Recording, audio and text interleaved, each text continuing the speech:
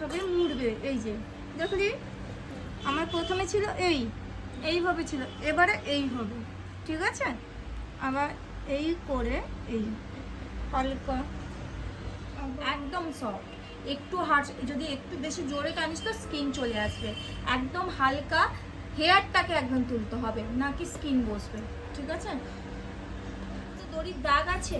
কোনো দড়ির দাগ নেই, কোনো দড়ির যেন দাগ না থাকে, এটা খেয়াল রাখতে হবে। ছাড়তে আসছে কিন্তু ওই যে হোলটার মধ্যে যতটুকু হেয়ার আছে ওই অতটুকুই উঠবে। হোল যদি বেশি তুমি নিয়ে চলে আসছো ও বেশি উঠে চলে যাবে।